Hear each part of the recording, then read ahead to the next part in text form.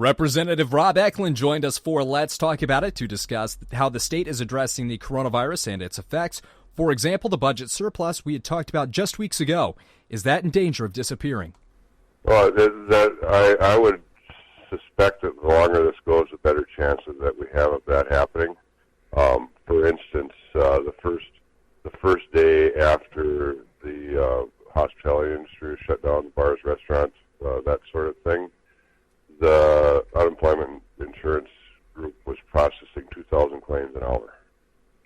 So, I mean, it's amazing the work that they've done under these situations, but that's just the kind of stress that's going to put on this budget surplus that we have.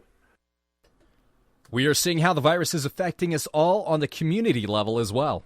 For instance, there's a little group of things that they're called environmental learning centers. We have one in District 3A over at Wolf Ridge over in Finland, Minnesota.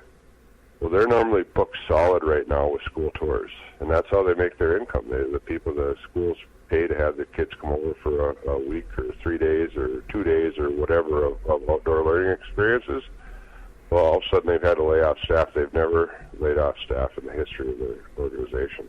And so they're called what's called a reimbursing employer because they've never had to lay off staff. They don't have to pay into the trust fund. So what happens is their staff will get unemployment insurance, and then they have to reimburse the state for those fees. So, and there's a bunch of those type situations around the state, small cities that have municipal liquor stores. I mean, who would ever thought that a muni would shut down?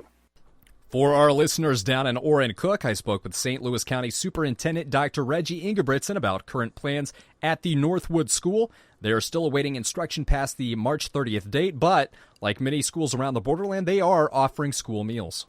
Yes, it is. So the governor has also asked us to provide child care for those healthcare workers or emergency responders to families like that need child care. So we are providing that at our school, and then we are providing a bagged lunch that includes breakfast and lunch for any student in our district. And so I sent out a survey to all families last Sunday when we received word that the governor was closing school.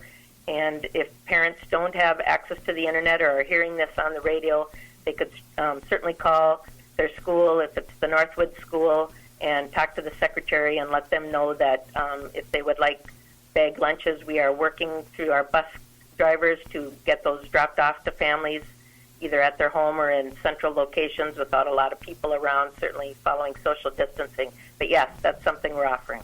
The school is also looking into e-learning and possibly providing technology to students who may not have a suitable setup at home. From the LBF Public Schools, the Little Fork Big Falls staff have been very busy working distance learning plans and preparing materials for students should that take place on Monday, March 30th.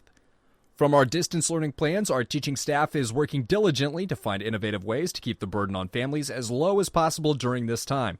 We'll publish all information on how this will work as soon as it is complete.